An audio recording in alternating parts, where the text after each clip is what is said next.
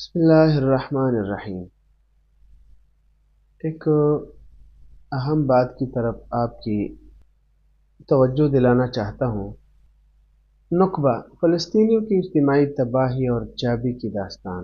15 مئی فلسطینی تاریخ کا وہ دن ہے جو ان کے دلوں پر کبھی نہ بھرنے والے زخم کی طرح نقش ہے۔ اسے نقبہ یعنی عربی میں عظیم تباہی یا قیامت کبریٰ کہا جاتا ہے۔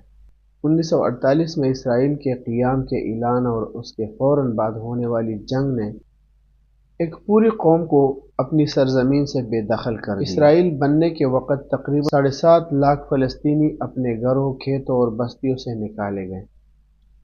یہ اس وقت فلسطینی آبادی کا قریب 80% تھے۔ اندازہ ہے کہ 400 کے قریب بستیاں ہمیشہ کے لیے صفحہ ہستی سے مٹا دی گئی۔ ان گھروں پر قبضہ کر لیا گیا، کھیتوں کو اجاڑ دیا گیا اور ان کے مکین پناہ گزین کیمپوں اور اجنبی زمینوں پر جا بسے۔ یعنی چابی، یاد اور امید کا استعارہ۔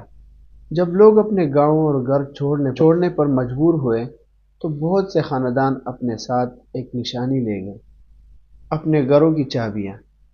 یہ چابیاں اس یقین کی علامت تھی کہ جلاوطنی عارضی ہے اور ایک دن وہ واپس آئیں گے۔ آج 3 نسلیں گزر جانے کے باوجود یہ چابیاں فلسطینی ہاتھوں میں محفوظ ہیں۔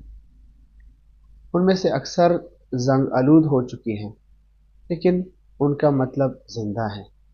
یہ چابیاں ہر 15 مئی کو نقبے کی یاد میں بلند کی جاتی ہیں تاکہ دنیا کو بتایا جا سکے کہ فلسطینی اپنے وطن کو بھولے نہیں ہیں۔ اجڑے ہوئے گاؤں اور بکھری زندگیاں۔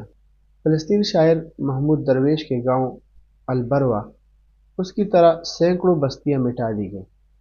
آج ان میں سے اکثر جگہوں پر اسرائیلی بستیاں آباد ہیں یا زمین بنجر چھوڑی گئی ہے، مگر فلسطینی اب بھی اپنی شناخت انہی کنڈرات سے جوڑتے ہیں۔ ان کے لیے یہ صرف جغرافیہ نہیں بلکہ یادداشت اور وراثت ہیں۔ وہ جہاں بھی رہتے ہیں خود کو انہی اجڑے ہوئے گاؤں کا باسی کہتے ہیں جنہیں انہوں نے کبھی دیکھا بھی نہیں ہے۔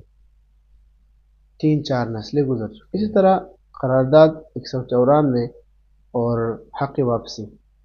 11 دسمبر 1948 کو اقوام متحدہ نے قرارداد 194 منظور کی، جس میں صاف کہا گیا کہ جو پناہ گزین اپنے گھروں کو واپس جانا چاہتے ہیں انہیں اجازت دی جائے اور جو نہیں جانا چاہیں انہیں معاوضہ دیا جائے، مگر اسرائیل نے ہمیشہ اس قرارداد کو مسترد کیا۔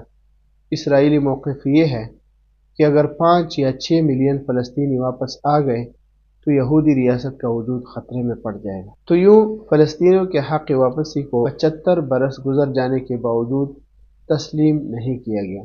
نقبے کی دائمی حیثیت کیا ہے؟ نقبہ فلسطینیوں کے لیے محض ایک تاریخی واقعہ نہیں بلکہ ان کی اجتماعی یادداشت کا حصہ ہے۔ یہ واقعہ ہر فلسطینی کے خاندان کی کہانی میں زندہ ہے۔